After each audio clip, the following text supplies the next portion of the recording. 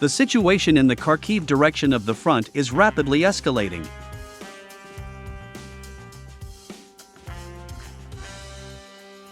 The suspicion of military analysts was fully justified.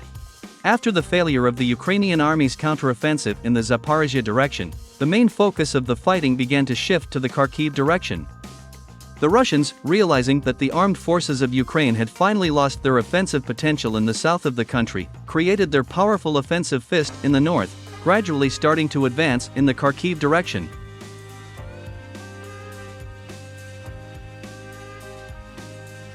It seemed that NATO's longtime military nightmare had come true. The Western military was very afraid of this day. In fact, the Russians seized the initiative and launched their own counteroffensive in the north of Ukraine.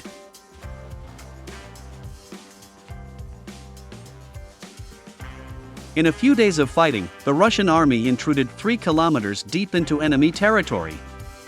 War correspondents from both sides, including Western independent military journalists, note the rapid advance of Russian troops to the city of Kupyansk.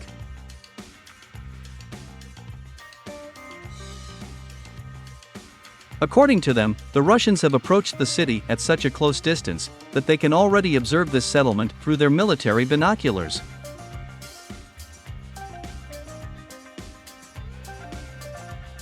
Thus, chaotic panic is observed in the ranks of the armed forces of Ukraine. Ukrainians began in a hurry to mine all the approaches to the city.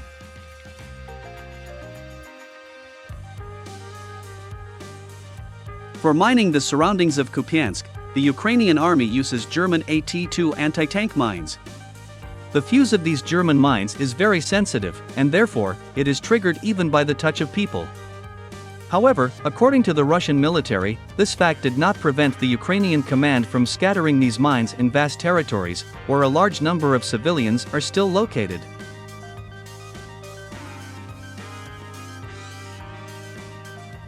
For mining vast territories, the Ukrainian military uses multiple launch rocket systems. All this allowed the mining of huge territories on the outskirts of the city of Kupyansk, in order to slow down the advance of Russian troops.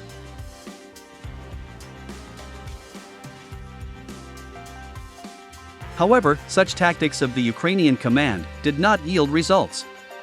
The Russian army, albeit slowly, but continues its advance.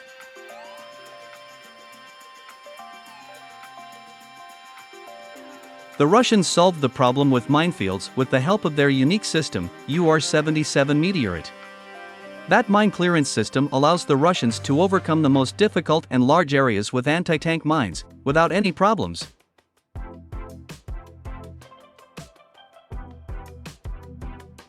It is worth noting that this Russian system has no analogues in the world, and even NATO countries led by the United States dream of such a mine clearance system.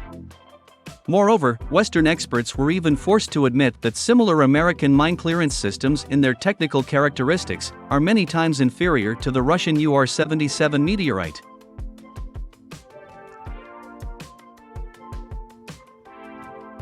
Meanwhile, the activation of advanced tank divisions of Russian troops in the northern part of Lugansk is also observed.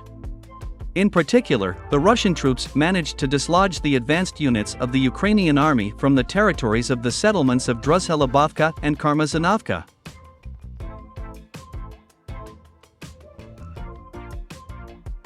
With heavy losses, Ukrainian units were forced to retreat behind the village of Ostrovskoy.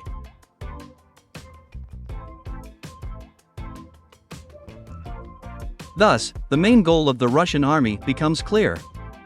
From the above, we can conclude that the Russians are trying to cut the Ukrainian army on the left bank of the Oskol River, which in turn will help to create a line of cover for the advancing forces of the Russian army towards the city of Kupyansk.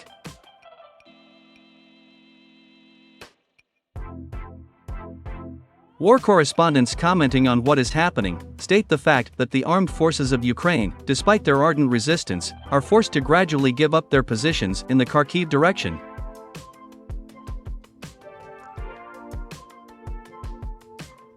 There is also a moral decline among the Ukrainian soldiers, who are in obvious shock, since the Russian artillery and multiple launch rocket systems do not stop their work even for a minute.